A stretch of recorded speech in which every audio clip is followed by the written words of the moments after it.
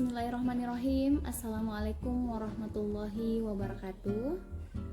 Perkenalkan, nama saya Nurse Masyita Wahab, Eskep MKes. Saya salah satu dosen tetap pada program studi S1 Keperawatan pada perguruan tinggi swasta Stikes Bina Generasi Polewali Mandar.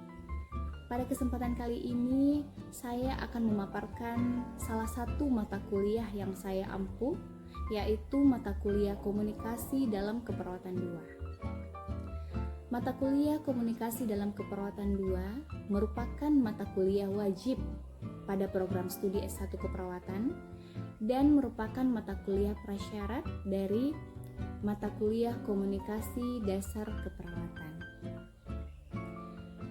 Sebagai seorang dosen, saya telah menerapkan tridharma perguruan tinggi. Salah satunya adalah pengajaran. Sistem pengajaran yang saya terapkan adalah sistem DEA, yaitu Delivery, Interaction, and Assessment. Delivery di sini, bagaimana cara saya menyampaikan materi yang saya bawakan agar materi tersebut dapat diterima oleh mahasiswa dengan baik. Di mana pada awal pertemuan, saya menjelaskan kontrak perkuliahan terlebih dahulu, kemudian menjelaskan rencana pembelajaran semester atau RPS. Selanjutnya, interaction. Interaction di sini adalah bagaimana cara saya berinteraksi dengan mahasiswa agar tujuan pembelajaran dapat tercapai dengan baik. Beberapa metode yang saya terapkan yaitu interactive learning, diskusi, demonstrasi, serta belajar mandiri. Untuk media pembelajaran yang saya gunakan yaitu PPT atau PowerPoint, video, dan buku ajar ber-ISBN yang saya tulis sendiri dengan judul Komunikasi dalam Keperawatan 2, di mana buku ajar ini mengacu kepada RPS. Berikutnya adalah assessment. Asesmen di sini adalah bagaimana cara saya melihat kemampuan mahasiswa, di mana dalam hal ini unsur yang saya nilai yaitu kehadiran, tugas, praktikum, ujian tengah semester, dan ujian akhir semester yang dilakukan secara objektif. Selanjutnya, saya akan memaparkan deskripsi singkat mata kuliah Komunikasi dalam Keperawatan 2. Komunikasi dalam Keperawatan 2 terdiri dari 3 SKS, di mana 2 SKS teori dan 1 SKS praktek. Mata kuliah ini mempelajari tentang prinsip-prinsip komunikasi terapeutik beserta aplikasinya dalam konteks pelayanan kesehatan secara umum dan khusus dalam memberikan asuhan keperawatan yang diperuntukkan bagi individu, kelompok, keluarga, dan masyarakat untuk berbagai tatanan, baik praktik, klinis maupun komunitas. Dengan mengikuti mata kuliah Komunikasi dalam Keperawatan 2, diharapkan mahasiswa dapat yang pertama, menganalisis kemampuan komunikasi terapeutik dan helping relationship dalam konteks hubungan terapeutik, perawat, klien, dan melakukan simulasi penerapannya dalam membantu memecahkan masalah yang sedang dihadapi oleh klien. Yang kedua, mahasiswa mampu menganalisis karakteristik perawat yang memfasilitasi hubungan terapeutik. Berikutnya, mahasiswa diharapkan mampu melakukan analisa diri untuk menumbuhkan self-awareness dalam hubungan interpersonal. Berikutnya, diharapkan mahasiswa mampu melakukan simulasi penggunaan diri secara efektif dalam komunikasi terapeutik. Selanjutnya, diharapkan mahasiswa mampu melakukan simulasi teknik-teknik komunikasi terapeutik dan mengaplikasikannya secara tepat sesuai dengan situasi dan kondisi dari klien. Selanjutnya, diharapkan mahasiswa mampu menganalisis hambatan dalam komunikasi terapeutik dan mengaplikasikannya secara tepat ketika berhubungan dengan klien. Selanjutnya, diharapkan mahasiswa mampu melakukan simulasi komunikasi terapeutik pada kondisi khusus dan berbagai rentang usia. Selanjutnya, mahasiswa diharapkan mampu melakukan simulasi komunikasi terapeutik pada berbagai kondisi. Berikutnya, mahasiswa diharapkan mampu melakukan komunikasi terapeutik pada klien, keluarga, kelompok, ataupun tenaga kesehatan lainnya. Adapun materi pembelajaran pada mata kuliah komunikasi dalam keperawatan 2 itu sebanyak 16 kali pertemuan, di mana pokok bahasan dari komunikasi dalam keperawatan 2 yang pertama adalah konsep komunikasi terapeutik, yang kedua prinsip dasar dalam komunikasi terapeutik, yang ketiga helping relationship, kemudian tujuan komunikasi terapeutik. Berikutnya, materi dari komunikasi dalam keperawatan 2, karakteristik perawat yang memfasilitasi hubungan terapeutik.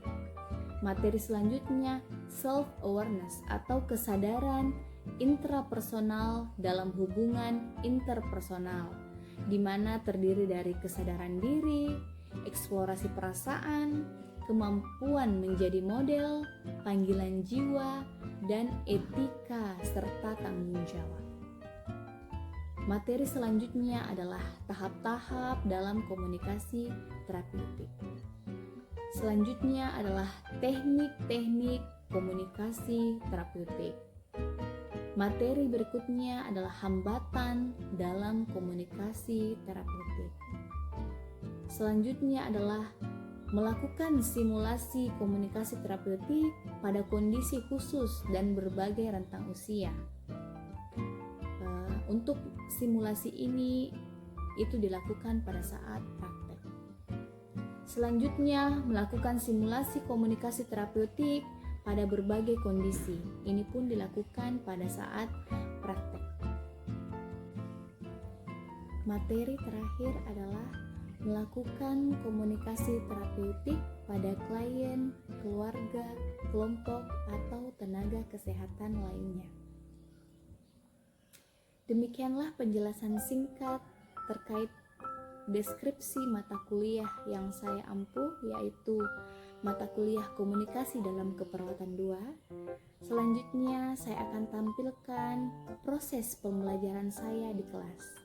Terima kasih. Bismillahirrahmanirrahim. Assalamualaikum warahmatullahi wabarakatuh. Waalaikumsalam warahmatullahi wabarakatuh. Selamat pagi dan salam sejahtera untuk kita semua. Pagi Bu. Oke, pada kesempatan kali ini kita akan membahas terkait tahap-tahap komunikasi terapeutik pada mata kuliah komunikasi dalam keperawatan. Oke.